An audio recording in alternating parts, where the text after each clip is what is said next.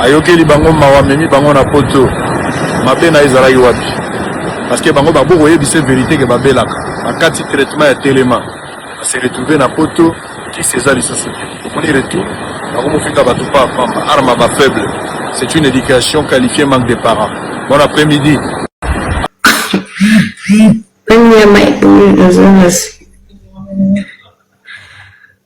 Sango sango zo meka nunga tono ko démarrer na chima kaptika ba Airtel Money awa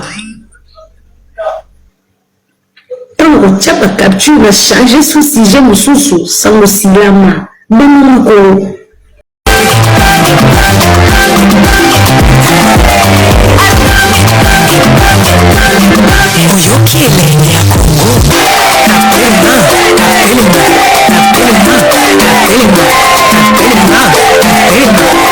ayokeli bango mawa memi bango na poto mabe na ezalaki wapi parce que bango babo koyebisa vérité ke babelaka bakati traitement ya telema se retrouver na poto qui seza lisusu on y retour bakomofinga bato pa pamba arme ba faible. C'est une éducation qualifiée manque de parents. Bon après-midi. Nana mopti serpillère nana mopti na brosse là que ce monde a ocha rapide après tout démarrer tout qui parlait. Donc c'est ça banyama beaucoup de live pour le film na bien sous banyama banyama pour sango sango zo meka nunga tono ko démarrer na chima kaptika ba Airtel Money awa tono ko chapa capture na changer sous sujet mususu sango silama bamuri ko sango banganga banganga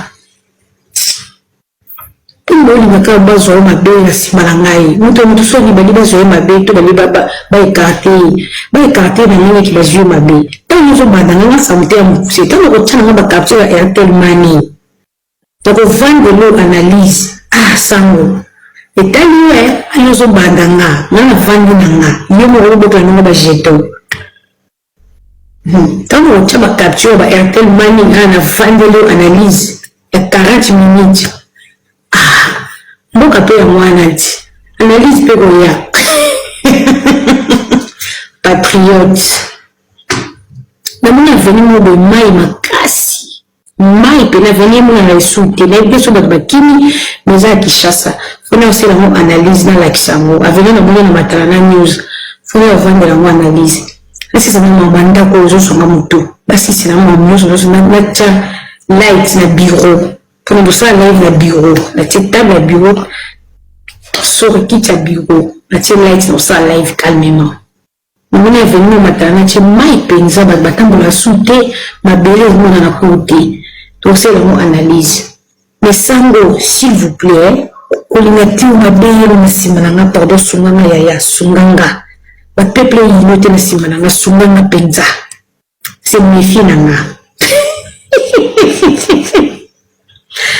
Sango na mabe benda pardon mi benda c'est comme jeter polana osara dunga sango osara une comme politicienne sango osara dunga atabaka makamboka mutu nosa linga finga jaeli mutu makambo bofina kayo bobandela mutu noso jaeli yo succès za rapasi bofula makati me bodiembela kaka bato bofula makana pasi toye tokangi moto double bino bozofula vous avez quoi yaya baninga babeta masolo bakayas bibi kapinga immeuble comme na katikati biloka barande polanga na mwana poto yo masoko na yo masoko makwanza salite olata kabia te bibi kapinga soka beso na siko abimisi atelimisi immeuble alata greffité ala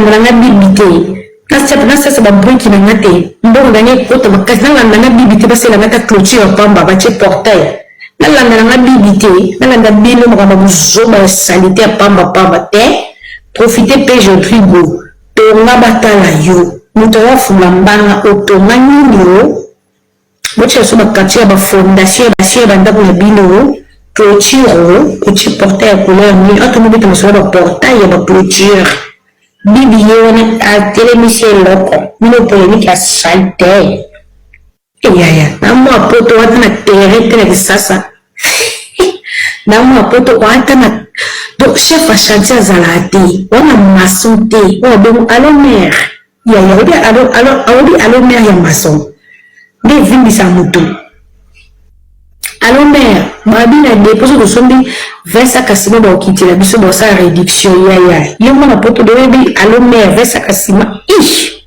ya ça rend comme bénéfice rend bénéfique sous un rend bénéfique que ya radi rendre mieux rendre de l'argent c'est le temps bien de récolter rando ndapeto mamaka rando chef à chantier kaba muke bonde belé ya je sens rando makele na makasi bovanda kana poto zaka elongo na sasate bibi félicitations olekele biso pana maile musika bato basutuki na retard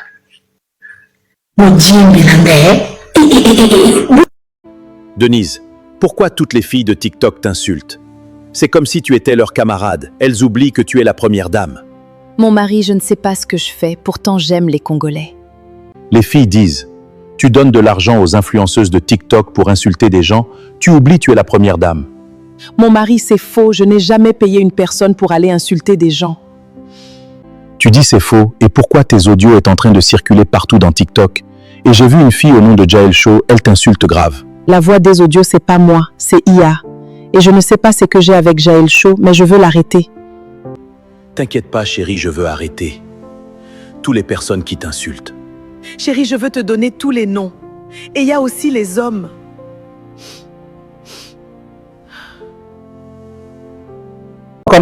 Entre Joël Chona, maman Denise Nyakiro, maman la distraction, puis ça sonne ma casse pour l'amboka. Vous savez pourquoi? Parce que bon, moi Joël Cho Azali, eux va bien un mercenaire politique. Basé belé hein, na diaspora, basé belé pe na Congo. Mercenaire politique ça, moto a ka critiquer le gouvernement, to ko faire la politicien non par conviction, mais parce que ba fouti mbongo. Yango asala ngo basé belé ça ka émonter ba péro, noir, soki banane, ba ça ébélé. Maman Denise Nyakiro peut azana groupe naïe ya ba tiktoker na ba tiktokers ko afuta ka mbongo uta na richesse ya mboka na biso afuta la bango ko ba fingila ba défendre ka ye na ko finga na ko menacer na ko harceler bato nyonso ba critiquer ka gouvernement mbali na yeto ba critiquer ka yeto quand ya contre quand ya rival to quand adverse ya naïe Maman Denise ça c'est pas mon truc rebuté dans Wazati. On a comme bâton un commentaire pour finir ngai. Bazali, bafuta bango, bazali. Ça il faut pas. C'est une évidence ça. Donc voilà. Donc bitumba zolo eza bitumba contre quand. Yemo otalaka otika ba mona jamais congolais to congolais zo azama yeli. O azana conscience le roi ya kibomoto. A reçoit part ya Joël Choko défendre ye pour na ba mafinga na ye. To a reçoit part ya maman Denise ko défendre ye ba congolais o monde ba oza part ya Joël Show eza kana bango ya ba mercenaires ya bato ba futa makapo na ko lobela ba ngambwana bato ba o défendre pe maman Denise Nyakiro contre Joël Show talaka identifier bango on comprendre ce sont des gens o baza ba patriote te baza ba mercenaires politiques ya kan ya maman Denise Nyakiro o afutaka o basa ele musala wana ezali marambo nazo ko prendre binote za marambo ezala bongo donc voilà. Alors, tout le monde a des stations prières, mais les alliés 2028 pour bateau balongwa parce que bamemi mboka na balabala.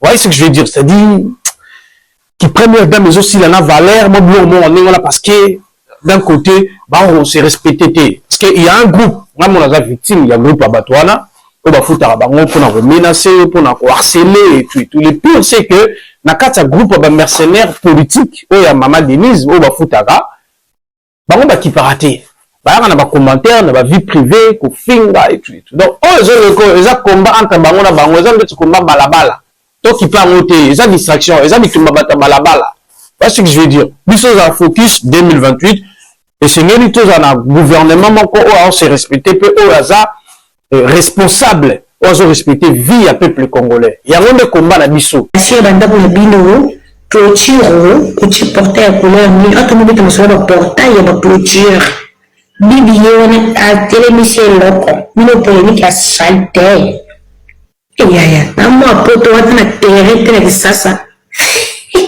na mwa poto wata na donc chef a chantier azala te wana maçon te wana bongo alo maire yaya obi alo maire ya maçon nde evimbisa moto alo maire babi na déposo tosombi 20 kasima baokitela biso basala réduction yaya ye mwana poto doyebi alo maire 20 kasima ish yaya ça rend comme bénéfice rendre bénéfique soza na rendre bénéfique te noya radi rendre mieux rendre de l'argent c'est le temps béni de récolter rando ndapetomamaka rando chef à chantier kaba moke bombe belé yaya bizosala rando makelele makasi bovandaka na poto ozaka eloko na lisasa te bibi félicitations olekele biso pana mayele mosika bato basutuki na retard modiembe na ngai Denise, pourquoi toutes les filles de TikTok t'insultent? C'est comme si tu étais leur camarade. Elles oublient que tu es la première dame. Mon mari, je ne sais pas ce que je fais, pourtant j'aime les Congolais. Les filles disent, tu donnes de l'argent aux influenceuses de TikTok pour insulter des gens, tu oublies tu es la première dame. Mon mari, c'est faux, je n'ai jamais payé une personne pour aller insulter des gens. Tu dis c'est faux, et pourquoi tes audios est en train de circuler partout dans TikTok?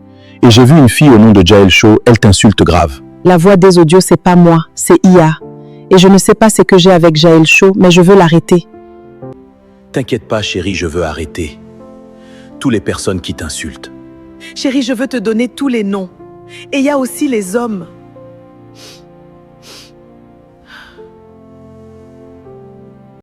Écoutez bien, écoutez bien.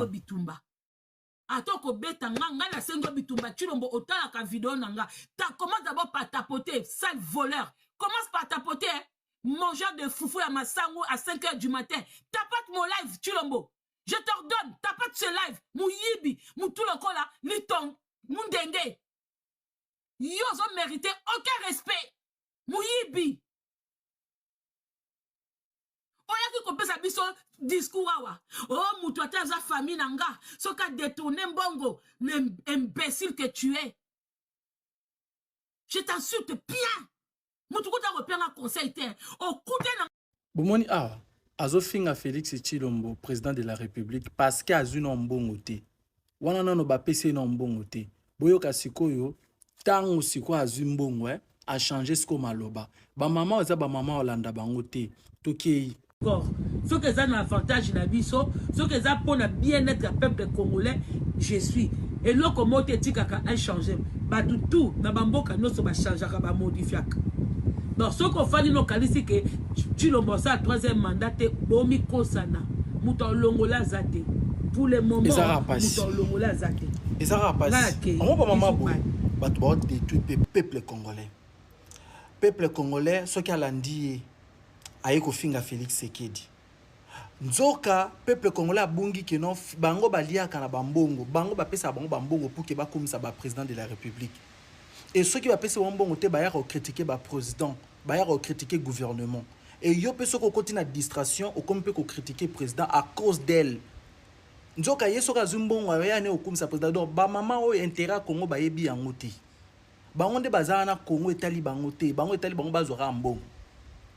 Peuple congolais fongola miso. Maman o bolandaka été bipolaire.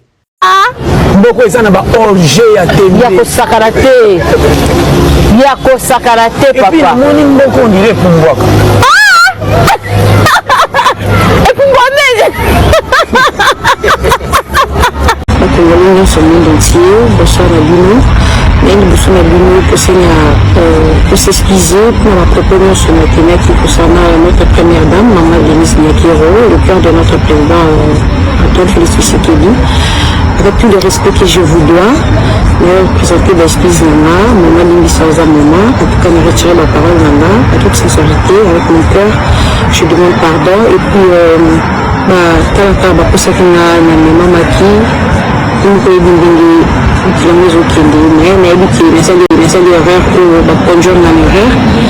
puis en tant que humaine mais on va na comprendre que na ko communauté na c'est excuse nous j'approche na thème wali misama merci kambozo leka entre Joël Chona maman Denise Nyaki roza maman la distraction pesa son makasi pour mboka biso. Vous savez pourquoi? Parce que bomoni Joël Cho azali o babengaka mercenaire politique bazé belé ha na diaspora bazé belé pe na Congo mercenaire politique eza muto ayaka ko critiquer gouvernement to ko finga politicien non par conviction mais parce que ba futi mbongo yango asala ngo bazé belé zaka emoto ba pero loire soki banani basa ebelé.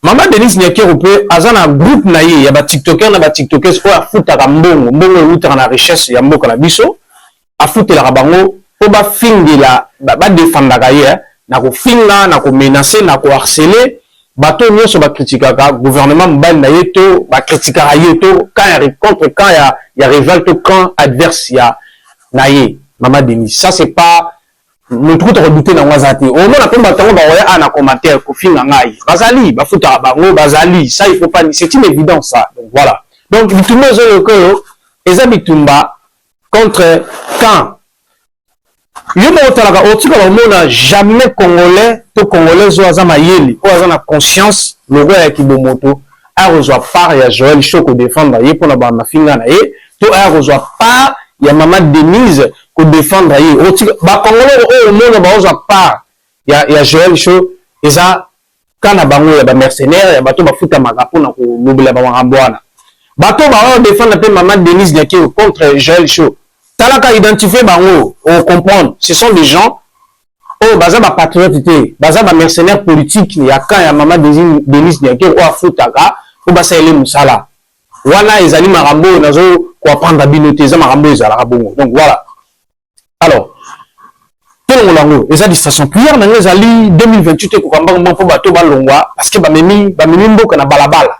Vous voyez ce que je veux dire? C'est-à-dire qui première dame mais aussi la valeur moi on est là parce que d'un côté on s'est respecté parce que il y a un groupe moi mon asa victime il y a un groupe à Batouana on va foutre à bango pour nous menacer pour nous harceler et tout le pire c'est que na kata groupe de mercenaires politiques il y a Maman Denise on va foutre à bango ba qui paraté ba na ba commentaire na ba vie privée ko finga et tout donc ils ont combat entre bango na bango ils ont combat balabala.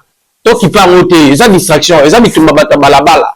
Voilà ce que je veux dire. Nous sommes en focus 2028, et c'est nous tous en un gouvernement, on s'est respecté, peu, on est responsable, on s'est respecté vie à peuple congolais. Il y a un de combat à This just in, police officers in Lancaster, Pennsylvania were asking people to be on the lookout for a man who robbed a store. And I think we do have his description. Can we take that? Let's take his description.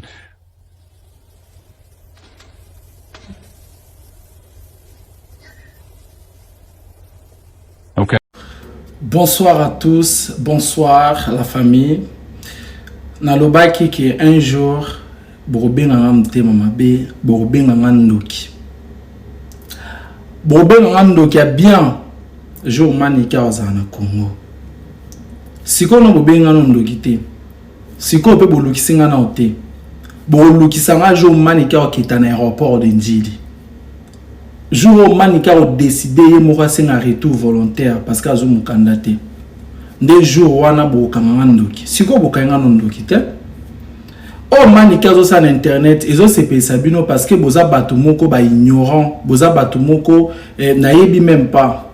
Manika a fini tout le monde dans les réseaux sociaux. Marambo et bimi oyo, balinga msu bazolo bate pourquoi ka Manika mutazolo ba. Pourquoi ka yé mutazolo ba? On a apporté Maniké plainte n'a que juste pour signaler Maniké bino bokomi ko traduire on a dit na bino apporter plainte pourquoi non vous allez poser et donc que ça les mina en terre a koki ko zope mukanda mais jour aux aéroports de Ndili des jours bokamando qui bien bokamando qui joue aux aéroports de Ndili yemo waza inconsciente ayabi maramba salate. Il faut que au Congo, à comme ça Félix Sekedi, papa Fati Béton na Congo, à na pototé.